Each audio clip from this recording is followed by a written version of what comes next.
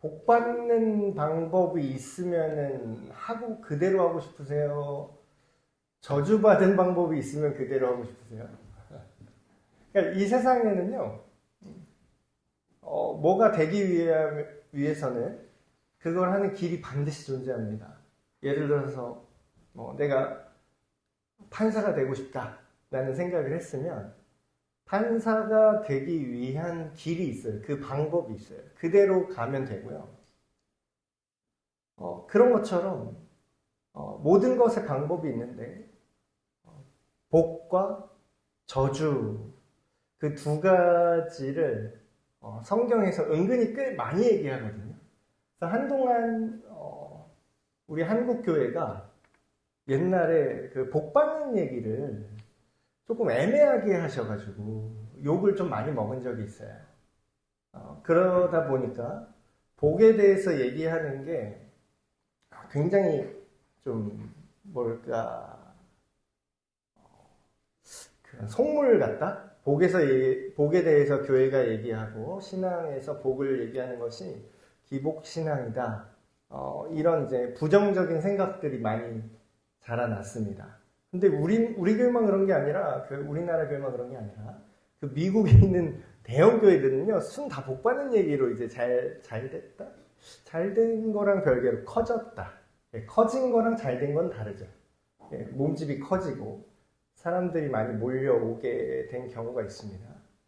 근데 저도 이제 복에 대해서 안 좋은 몸집만 커지고 사실상은 더욱더 문제를 일으키는 사람들의 수만 늘어나는 그런 모습들을 보면서 복에 대해서 얘기하는 게 왠지 하나님 앞에 좀 죄송하다?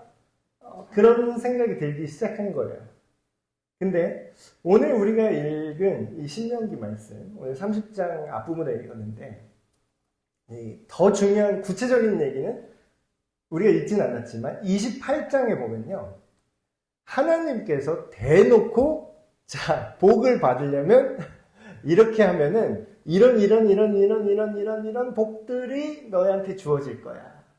그리고 네가 이렇게 하면 이런 저주가 너희의 인생에, 심지어 너의 후손에, 너의 가정에, 네가 하는 사업에 다 그 저주가 찾아올 거야. 이렇게 대놓고 아주 굉장히 상세하게 적혀 있습니다. 그 저주의 내용, 복의 내용이 굉장히 자세하게 적혀 있어요.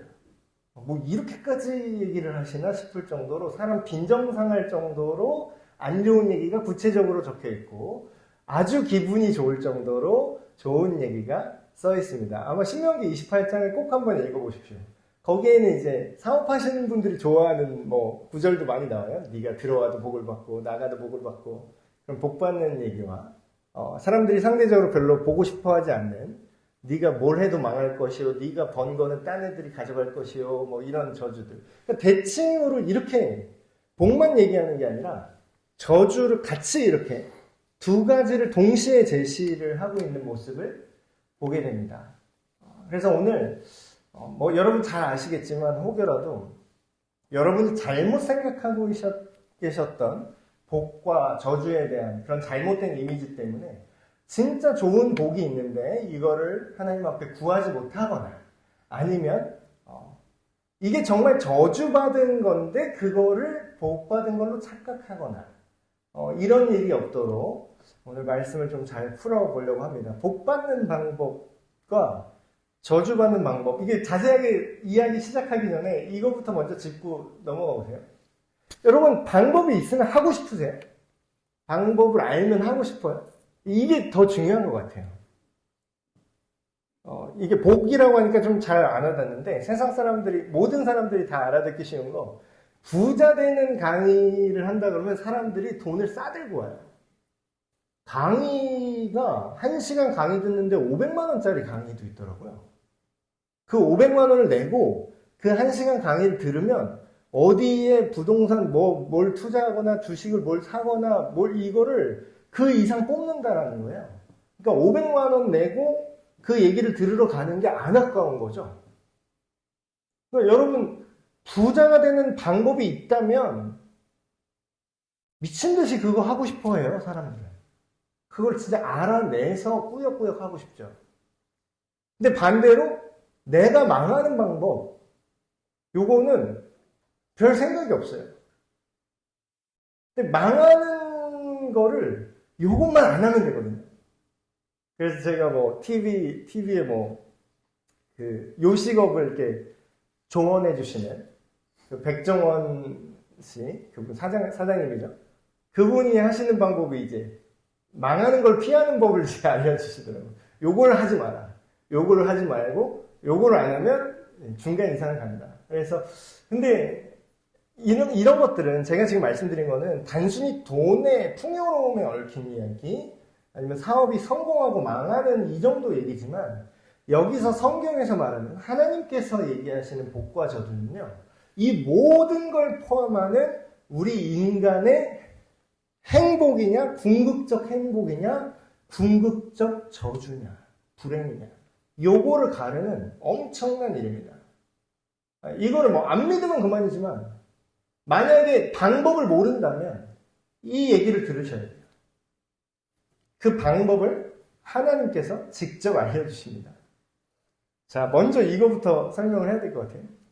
복이 뭔지 저주가 뭔지에 대해서 사람들이 혼동을 해요. 복이 뭔지를 모르고 대표적으로 뭐 지금 뭐 미국에서 그 복 얘기하다 잘 된 그런 교회 잘 된 게 아니라 이제 돈만 많아진 교회죠. 거기 이제 그 담임하시는 목사님이 그런 책들을 많이 썼어요. 막 긍정의 힘, 뭐 잘 되는 나, 뭐 긍정적인 생각을 하고 복을 받으셔야 됩니다. 막 이런 얘기. 뭐 근데 그런 얘기만 해도 인기가 굉장히 많더라고요. 근데 여러분 돈만 많으면 그게 복일까요? 여러분 우리가 세상이 말하는 복은 실제로는 저주에 가까울 때가 있습니다. 옛날에 막 먹고 살기 힘든 시절에 막 그런 것들 많았죠? 진짜 쌀밥 배불리 먹고 싶다. 쌀밥. 맛있는 고기 반찬 계속 먹고 싶다. 너무 기름진 음식 먹고 싶다. 막 그랬었잖아요. 옛날 우리나라 기준으로. 근데 여러분, 지금 그렇게 많이 먹을 수 있게 됐잖아요.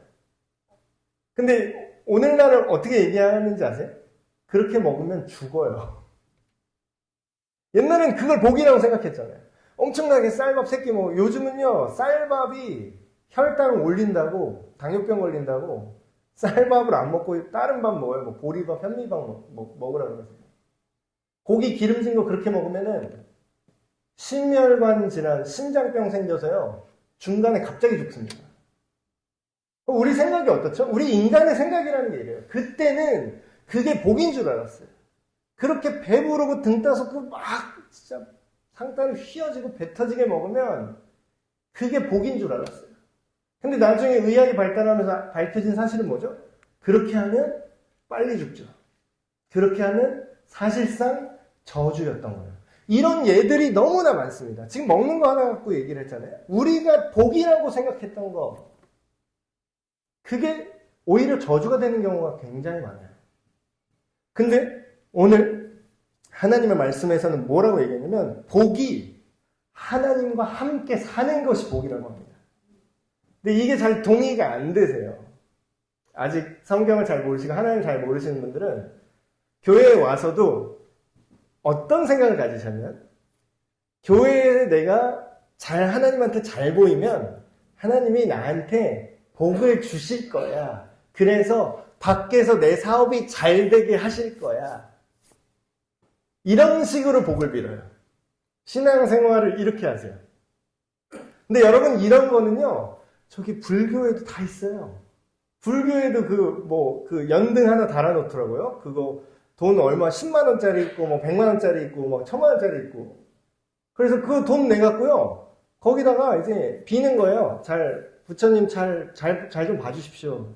뭐 조상님 무속신앙은 조상님 우리 좀 잘 봐주십시오. 그런 식의 복을 비는 거죠. 근데 성경은요. 성경 오늘 우리가 읽은 거, 복 받는 걸요, 그렇게 우리가 무속신앙의 눈으로 이거를 잘못 읽으세요. 이걸 잘못 읽으면 오늘 읽은 것도 네가 10절에 보면 되게 좋아하는 내용 나오잖아요. 네가 네 자식이 잘 되고, 뭐가 다 잘 되고, 네가 농사를 하면 다 잘 될 것이고, 네가 가축을 키우면은 네 송아지가 계속 송아지를 계속 날 것이고, 그런 식으로 기복적인 거를 생각해요. 근데 자세히 읽어보십시오, 성경을. 그거는 결과죠. 그게 어떻게 그렇게 되냐면요, 나에게로 돌아오라고 얘기해요.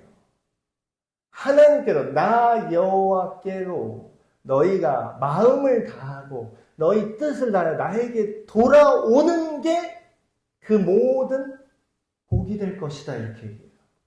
그리고 저주는요, 정확히 그 반대입니다. 복 따로 저주 따로 있는 게 아니라요, 복이 없는 곳이 저주로 채워지는 거예요. 하나님을 떠나는 것이 저주라고 말합니다. 근데 사람들은 여기에는 동의 안 하죠. 하나님이랑 같이 살고 싶진 않은데 하나님이 복 주기를 바래요. 그러니까 이런 것들 때문에 우리가 되게 위험해지는 거죠. 하나님을 떠난다라는 것은 별게 아닙니다. 내가 생각하는 대로 그냥 살면 돼요. 하나님이랑 상관없이. 하나님과 함께 산다는 건 또 뭐냐면, 오늘 말씀에 기록된 대로 하나님의 말을 듣고 그대로 따르는 겁니다. 이게 순종이라고 하죠. 여기 청종이라고 하는데, 듣고 따르는 거예요. 그게 하나님과 함께 하는 거예요. 이 당시에 신명기는 이제 가나안 땅으로 들어가는 이스라엘 백성들, 이집트에서 탈출한 이스라엘 백성들에게 모세가 마지막으로 유언처럼 하는 얘기거든요. 모세가 이렇게 얘기를 합니다. 니네 이렇게 여호와 하나님을 따르면 이렇게 복을 받을 거고, 그분을 떠나서 다른 신을 섬기거나 네가 좋아하는 대로 그 밖으로 벗어나면 이런 저주가 올 거야. 여러분, 이게 오늘날에는 다른 것 같으세요? 여러분, 오늘날에도 똑같은 얘기입니다. 자, 이 당시에 이집트를 떠나서 하나님과 함께하기 위해서 이집트를 탈출했어요. 근데 다시 가나안 땅에서 들어가니까 어떻게 됐냐면 그곳에 있는 신이 좋아 보이는 거예요. 이걸 오늘날 말로 그냥 번역을 해드리겠습니다. 오늘의 느낌으로. 지금 유행하는 게 더 좋아 보이는 거예요. 교회에서, 성경에서 말하는 생활 방식이 있어요. 진짜 쓸데없이 이혼하지 마라. 쓸데없이 간음하지 마라. 간음은 항상 쓸데없죠. 쓸데없이 하나님께서 정한 그런 올바른 성의 역할, 성별을 흐트러 놓지 마라. 하나님께서 정해놓으신 거짓말과 진실이라는 그 명확한 정의를 뒤집지 마라. 계속해서 얘기하고 있죠. 근데 이 세상을 살면 어때요? 여러분, 그게 좋아 보이나요? 여러분, 돈 버는 게 복 받는다고 생각하잖아요. 지금의 이 세상은. 근데 돈을 버는 게, 우리 믿는 사람 입장에서는 돈을 버는 게 복일 수도 있고 아닐 수도 있어요. 그게 섞여 있어요. 자, 예를 들어볼게요. 이 세상 사람들은요, 하나님을 떠나도, 하나님 안 믿어도, 하나님의 뜻이 뭔지 내 알 바 아니더라도, 하나님이 말하는 윤리 도덕의 기준이 뭔지 몰라도 괜찮다고 말해요. 그거는 네가 그냥 종교 하나 갖는 거지, 그거는 필수는 아니야. 그냥 내가 알아서 살면 돼. 다 이렇게 생각하고 다 이렇게 가르치죠, 대부분의 사람들. 그럼 그 결과 어떤 일이 일어나죠? 이 세상, 하나님 없는 세상이 어떻게 돌아가냐? 여러분, 가난한 아이들에게 하루에 100원 줘요. 외국의 어떤 소위 말하는 그 힘든 나라들, 어려운 나라들 애들한테 하루 일당 예를 들어서 100원 줘요. 하루 종일 바느질 시킵니다. 하루 종일. 그래서 축구공 하나 만들어요. 그거를 전 세계인들은 싼 값에 사요. 단순히 지금 사회 정의를 얘기하는 거 아닙니다. 하도 좋은 거, 자기네 하나님 없이 살아도 괜찮고 이 세상 잘 돌아간다고 하시길래 잘 돌아가는 게 과연 잘 돌아가는 건가 지금 말씀을 드리는 거예요. 우리한테는 잘 돌아가죠. 그 축구공 싼 값에 사는 우리한테는 잘 돌아가죠. 근데 그 가난한 지역에서 하루 일당 100원 받고 길거리에서 먹을 거 없어서 주워 먹으면서 바느질하는, 하루 종일 바느질하는 그 아이는 괜찮은 걸까요? 어떤 사람은 이렇게 해요. 목사님, 뭐 성자 납셨네요. 그렇게 온 세상 인류를 다 걱정하면 우리는 어떻게 삽니까? 이렇게 생각하는 사람이 있어요. 그게 문제라고요. 제가 윤리 도덕성이 우리 다른 사람보다 뛰어나서 목사니까 더 윤리적이고 뭐 그런 게 아니라요. 그냥 이 세상의 원리를 우리가 생각해 보자는 거예요. 우리가 복이라고 여기는 게 누군가에는 져줄 수 있어요. 그럼 언젠가는 이 저주가 나만 아니면 돼 하고 나한테 안 올 것 같죠? 이 저주가 나한테 와요. 여기서 나라가 분쟁이 일어나고 이 나라 폭력이 일어나고 치안이 무너지고 성도덕이 무너지고 그러니까 여기서 질병이 생겨서 그 질병이 다른 나라로 다시 돌고 여러분 예를 제가 하나 든 겁니다. 하나님의 나라는요 모두가 그 나라 안에서 모두가 복을 받는 나라예요. 자 생각을 해보세요. 그 나라가 물론 이 땅의 나라는 국가는 완전한 하나님의 나라가 아니기 때문에 누구는 부자로 살고 누구는 가난할 수밖에 없는 구조로 되어 있습니다.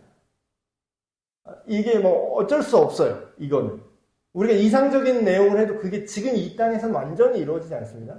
근데 이거를 여러분 가정으로 축소해서 생각을 해보세요. 가정으로. 가정에는 아버지, 어머니, 나, 뭐 형제, 자매들 있죠. 자 생각을 해보세요. 어린이 친구들 특별히 잘 생각해 보십시오. 우리 집에 가족이 있어요. 할아버지, 할머니, 나, 엄마 뭐 쭉 있어요. 근데 예를 들어서 뭐 할머니만 계속 일 시켜. 할머니만 밥을 요만큼 줘. 자기는 고기 먹으러 가. 할머니는 빼놓고 자기는 안 가. 예를 들어서 오빠 동생 있는데 오빠한테만 계속 착취시켜. 오빠한테만 일을 다 시키고 온 가족이 아무 일도 안 해. 그리고 오빠가 벌어오는 돈으로만 살아. 그리고 오빠한테는 주지도 않아. 그런 가정이 있어요. 있을 수 있죠. 이상한 깨진 가정, 미쳐 돌아가는 가정, 안 좋은 나쁜 가정. 근데 정상적인 가정이라면 그 한 집안에 한 사람이 그렇게 착취를 당해요? 그 가정이 선한 복받은 가정이라고 말할 수 있어요? 아니요, 그럴 수는 없는 거예요. 여러분, 하나님의 나라는요, 하나님의 나라의 복을 받았다는 것은 그 사람과 그 주변과 나아가서는 이 온 세상이 기뻐져야 돼요. 온 세상이 치유돼야 돼요. 그게 진정한 복이고요. 그게 하나님이 주시는 복이에요. 하나님이 주시는 복을 우리가 받았다라는 것은 모든 만물이 회복되는 걸 포함합니다. 자, 여러분. 그 복 받는 방법을 이렇게 얘기하고 있어요. 하나님이 직접 얘기해요. 너희가 마음을 돌이켜서 나에게로 와서 나를 따르면. 하나님을 따른다는 것은 뭘 포함하고 있냐면요. 내 가정 중에 한 사람을 그렇게 죽이지 않겠다라는 거예요. 내 이웃 중에 누구 하나를 피 빨아먹지 않겠다라는 거예요. 하나님이 나를 사랑하고 하나님이 나에게 모든 걸 공급해 주신 그 공급으로 함께 살게 되겠다는 거예요. 근데 그러려면 그게 인간의 양심으로 이게 됩니까? 안 돼요. 100번 해도 안 돼요. 수련으로 됩니까? 모든 사람이 참선을 하면은 마음이 맑아져서 이렇게 서로 돕고 살까요? 이렇게 착취당한 사람이 없을까요? 안 없어져요. 그 유일한 방법은 이겁니다. 우리는 그걸 성경에서 회개라고 합니다. 회개. 회개는 뭐냐? 우리의 마음과 생각을 하나님이 아닌 것들에 집중했던 우리의 마음과 생각과 태도와 행동을 다시 돌이켜서 하나님께로 오는 거예요. 하나님과 함께 가는 거예요. 교회만 다니는 게 회개가 아니라요. 하나님과 마음을 같이 하는 거예요. 그러기 위해서 교회에 나오시는 거예요. 그 교회에서 말씀을 듣고 그걸 알고 깨닫고 힘을 얻기 위해서. 성경에서는 계속 회개를 얘기합니다. 회개하지 않으면요 복을 못 받는다는 거예요. 다시 말하면 여기서 종교적인 복으로 자꾸 생각을 하시니까 단어를 바꿔서 얘기하면 회개하지 않으면요 행복할 수가 없다는 겁니다. 진정한 근본적인 행복을 누릴 수가 없다는 거예요. 그럼 이걸 어떻게 하죠? 그럼 하나님께 우리가 돌아와야 되는데 이게 문제예요. 우리가 방법을 알아야 돼요. 내가 오고 싶다고 와요. 제가 많은 사람들께 신앙 상담하고 처음에 이제 교회 오신 분들이나 새가족 이렇게 교육을 진행하다 보면요. 항상 제가 느끼는 게 있습니다. 제가 뭘 느끼냐면 사람이 자기가 하나님을 만나고 싶어도요. 심지어는 자기가 믿고 싶다고 그렇게 느껴도요. 자기가 할 수가 없는 거구나.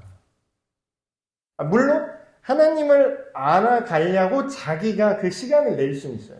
자기가 성경을 읽는 일에 가까이 갈 수는 있어요. 근데 믿어지는 거. 내가 정말로 하나님한테 항복하게 되는 거는 내 마음대로 안 되더라고요. 내가 하고 싶어서 내가 언제 믿어야지? 내가 죽기 전에 좀 마음대로 살다가 죽기 전에 믿어야지? 이게 안 돼요. 믿고 싶다고 그때 믿어질 수가 없어요. 어떻게 될지 몰라요. 그럼 우리는 이런 생각을 해야 됩니다. 하나님께로 돌아오고 회개하고 하나님을 믿고 하나님을 따르면 우리가 복을 받고 행복을 누리는데 그게 내 마음대로 안 돼요. 그게 문제잖아요. 그럼 어떻게 하냐? 그 어떻게까지 성경에 다 써 있습니다. 너무 감사하죠? 하나님이 해주시는데 어떻게 하시냐면 오늘 말씀에 6절 말씀에 너희 마음의 할례를 내가 줄 거다 이렇게 얘기해요. 구약 성경의 할례는 뭐냐면요. 쉽게 얘기하면 유대인들이 하나님의 백성이라는 관계의 표시입니다. 이 사람이 하나님의 자녀, 하나님의 백성이라는 어떤 증표예요. 근데 그게 이제는 그런 종교 의례로 하는 게 아니라 너희 마음속에 그게 이루어지게 할 거예요. 근데 그게 우리 시대에는 어떻게 이루어졌느냐? 성령이 우리에게 오심으로 우리가 하나님께 성령으로 세례를 받는다. 우리가 예수님을 믿을 때 우리의 마음과 생각이 하나님께 항복하게 되는 거예요. 물론 쉽지는 않습니다. 내 마음이 여전히 살아있어요. 내 자아가 아예 없어져 버리는 게 아니에요. 근데 이게 설득이 돼요. 내가 하나님께 설득이 되고 하나님께 납득되는 이 사건. 처음에 예수님 믿을 때 우리 마음속에 성령님께서 찾아오신다고 해요. 그거를 지금 신명기에 이미 모세가 예언을 한 거죠. 마음에. 그날에 너희가 마음의 할례를 받을 것이다. 에스겔 선지자, 이 후대에 시간이 많이 지난 후에 에스겔 선지자가 이런 얘기를 하죠. 36장, 에스겔 36장 25절, 27절에 간략하게 말하면 이런 뜻입니다. 내가, 여기서 나는 하나님이 직접 얘기하는 거예요. 내가 너희에게 새 마음을 줄게. 그리고 새 영을 줄게. 그리고 나의 영, 하나님의 영이죠. 하나님의 영을 너희 속에 주어서 그 안에 머물게 할게. 그러면 너희가 하나님께로 돌아와서 하나님의 말씀을 듣고 따를 수 있게 될 거예요. 그러니까 단순히 여러분 막 순종은 이제 하나님의 뜻대로 사는 거잖아요. 근데 이거는 결과입니다, 여러분. 결과. 마치 이런 거예요. 가르치지도 않았는데 시험 성적 100점짜리 시험 성적표를 나한테 가져와. 시험 성적을 가져와. 이렇게 얘기하는 거예요. 요리를 가르친 적도 없는 사람한테 맛있는 음식을 만들어 와. 결론만 가져와. 그럼 누가 해? 그걸 어떻게 해요? 못합니다. 똑같아요. 하나님께 순종해라. 그러니까 지금 이 말씀 들으면 또 그렇게 오해할 수 있어요. 순종에 대한 얘기가 나오니까. 근데 자세히 읽어보시면요. 그걸 어떻게 할 수 있는지를 얘기합니다. 여러분, 순종하는 건요. 결과적으로 따라오는 거죠. 제일 먼저 해야 될 건 뭔지 아세요? 하나님을 아는 거예요. 그럼 어떤 일이 벌어지냐면 하나님을 사랑하게 됩니다. 우리 교회 주보에 제가 교회 철학을 이렇게 써놨어요. 뒷면에. 하나님을 알고, 이게 제일 먼저죠. 하나님을 알면 어떻게 돼요? 하나님께로 와야지. 하나님께로 온다는 게 뭐예요? 하나님 말씀에 하나님께서 우리한테 뭐라고 하는지, 하나님은 뭐를 좋아하고, 하나님은 뭐를 싫어하는지 우리가 알게 되잖아요. 접하잖아요. 그 다음에 어떻게 해요? 그럼 우리가 감탄하게 돼요. 와, 하나님이 이렇게 멋진 분이구나. 하나님이 정말 아름다우신 분이구나. 하나님이 우리를 위해서 모든 걸 주셨는데 우리가 너무나 바보같이 그것도 모르고 하나님을 슬프게 했구나. 그걸 알게 되면 어떻게 되는지 아세요? 하나님을 사랑하게 됩니다. 예, 너희가 하나님을 사랑하게 될 것이다. 하나님을 사랑하고 그 안에서 우리가 생명을 누리게 될 거라 그래요. 이게 복이라고 얘기합니다. 이게 복이에요. 이게 진짜 복입니다. 여러분, 우리가 하다못해 애완동물을 키우면 강아지를 이제 키우는 분들 많은데 들개 있잖아요. 주인 없는 개.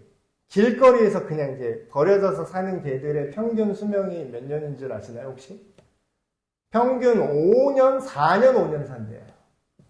근데 보호자가 있어서 잘 먹이고 기르고 산책시키고 예쁘게 키우는 개는 3배를 더 살아요.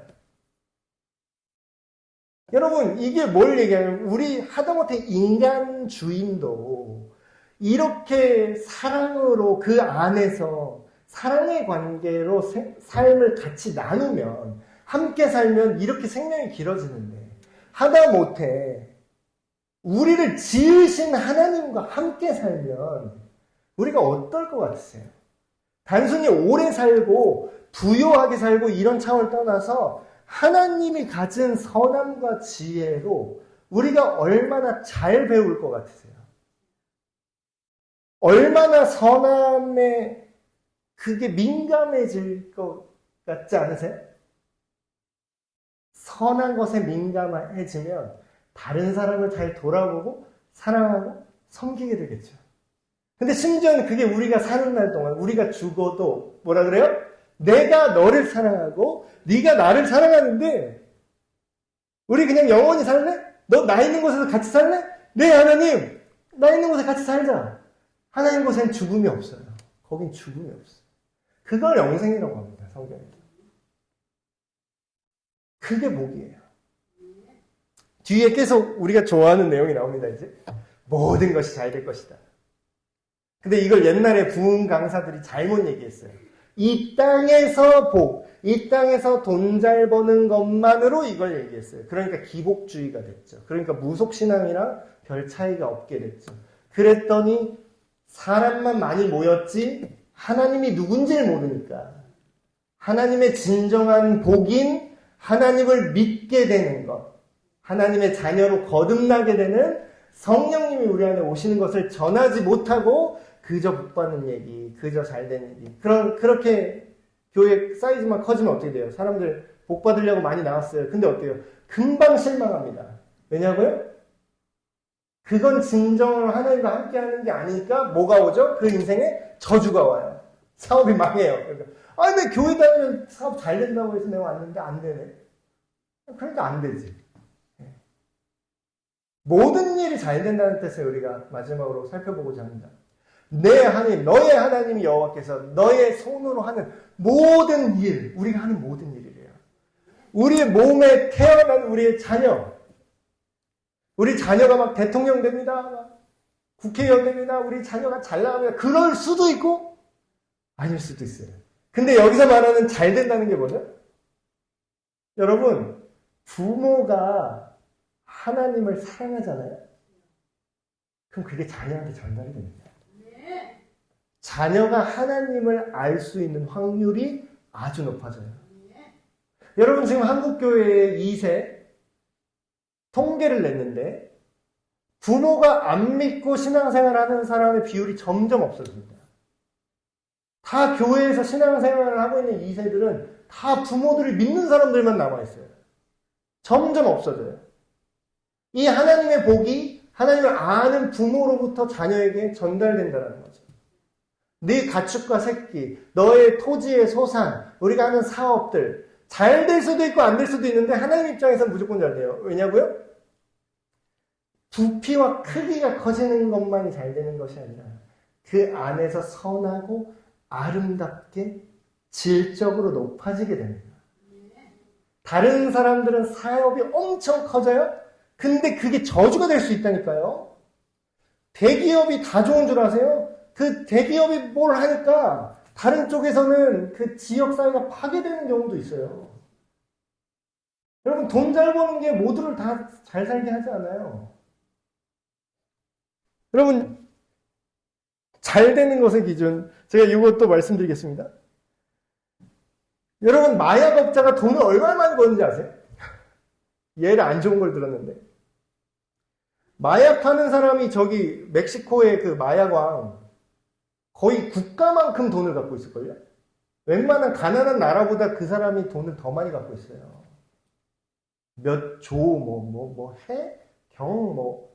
그걸 은행에다 못 맡기니까 땅에다가 이제 묻어놨는데, 현금으로.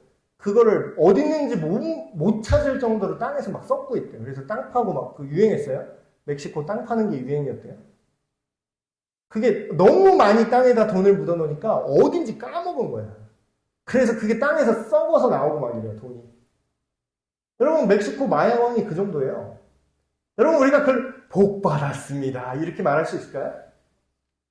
그게 왜 복이 아닌 거예요? 그 집 자식 잘 먹고 잘 살잖아. 명문대 가겠지. 마약왕도 대학은 인류대 보내더라고요. 그게 왜 복이 아닐까요? 아까 제가 설명했죠? 그 사람이 사업이 잘 되면 잘 될수록 이 세상은 어떻게 돼요? 이 세상은 죽어나갑니다. 그게 과연 복이라고 할 수 있을까요? 저주를 퍼뜨리는 존재예요, 그거는. 지금 어떤 한 큰 영향력이 큰 하나의 집단을 제가 예시로 들었지만 우리 한 개인으로 이걸 생각할 수 있습니다. 여러분, 내가 진짜로 하나님의 복을 받았다는 건 뭐냐면요, 내 사업이 단순히 잘 된다 못 된다가 아니라 내가 잘됨으로 인해서 주변 사람들에게 그 하나님의 선하심과 그 복이 흘러나가는가, 아니면 내가 잘 됐는데 주변 사람들이 피해를 입는가, 점점 더 죽음으로 가는가. 여러분, 이런 사람, 나만 아니면 돼, 그런 사람들이 모여서 이 세상을 만들고요, 이 세상을 지옥 같다고 말하잖아요. 여러분, 하나님의 나라는 누군가가 이득을 얻으면 누군가가 피해를 받는 구조가 되면 안 돼요. 그건 하나님의 나라가 아니에요. 하나님의 나라는요, 내가 잘 돼야 얘도 잘 되고, 얘가 잘 되면 우리가 잘 되고, 그렇기 때문에 서로 사랑하게 되는 구조가 하나님의 나라입니다. 네. 여러분, 이 복을 누리시길 바랍니다. 여기서 이렇게 10절에서 말하는 정말 놀라운 복, 단순히 우리 직업이 잘 되고 사업이 잘 되고, 물론 잘 되죠. 잘 되기를 축복합니다. 근데 그 안에서 근본적인 게 있어요. 뭐라고 나오냐면, 하나님께서 너를 기뻐하심으로 그것이 너에게 복이 될 것이다 라고 딱 끝나요. 여러분, 이게 얘기 끝난 거예요, 이게. 근데 이거는 사람들이 별로 안 원하더라. 하나님 나한테 사업 잘 되게 해주세요. 우리 자식 잘 되게 해주세요. 나 병 안 걸리게 해주세요. 병 걸린 사람 병 낫게 해주세요. 이런 복은 정말 좋아하는데 하나님이 내 존재를 너무 좋아하고 너무 기뻐하고 야, 너 어쩜 그렇게 잘 사니 정말 멋있다 네가. 네가 사는 삶으로 인해서 주변이 다 밝아지네. 네가 나의 기쁨이 된다. 내가 답답했던 것들을 네가 대신해 준대. 와, 너무 좋다. 속이 다 우려나다. 하나님의 총애를 받는, 하나님의 기쁨이 되는 그런 복을 원하셔야 돼요. 여러분, 전능자가, 절대자가 모든 인간의 생명과 죽음과 복과 저주를 주관하시는 그 존재가 나를 너무 예뻐하면 나머지 복은 그냥 다 깔려 있는 거예요. 나머지 뭐 먹고 사는 문제는 그냥 그거는 이미 끝난 거예요, 여러분. 그럼 삼성 이건희 회장이 날 좋아하면 그거 너무 좋잖아요, 사람들이. 그 사람은 인생에 뭐 잘 풀릴 거니까. 여러분, 하나님이 우리를 기뻐하는 복을 누리셔야 됩니다. 마지막 구절 제가 읽어드릴게요. 쭉쭉쭉쭉 우리가 생각하는 물질적 복 주세요. 근데 그거 끝이 아니라 뭐라 그러죠? 내게 이런 많은 복들을 주시되 곧 여호와께서 너의 조상들을 기뻐하신 것과 같이 다시 기뻐할 것이다. 너와 너의 자손들을 하나님께서 기뻐하실 것이다. 그래서 너에게 복을 누리게 하실 것이다. 언제까지요? 째째하게 조금만요? 영원히. 최고의 복은 뭡니까, 여러분? 하나님이 이러는 거예요, 우리한테. 야, 나 네 거 해라. 나 네 거 해라. 이러면 별로 싫어해요, 사람들은. 아, 하나님 그냥 이번에 그 아파트 청약이나 좀 되게 해주세요. 이런 거나 얘기하지. 근데 이건 바보 같은 사람들이야. 하나님을 모르는 거예요. 이재용 회장이 와갖고 나 네 거 하세요. 이러면은 너무 좋잖아. 하나님이 대기업 총수보다 못합니까? 여러분, 진정한 복은 하나님 안에서 누리는 복입니다. 진정한 저주는 하나님이 우리를 이렇게 원하고 사랑하시는데 스스로 하나님을 거절하는 거예요. 여러분, 하나님 안에서 예수 그리스도를 믿는 믿음으로 이 마음의 할례를 받아서 하나님을 사랑하게 되시는 우리 모두가 되시길 주님의 이름으로 축복합니다.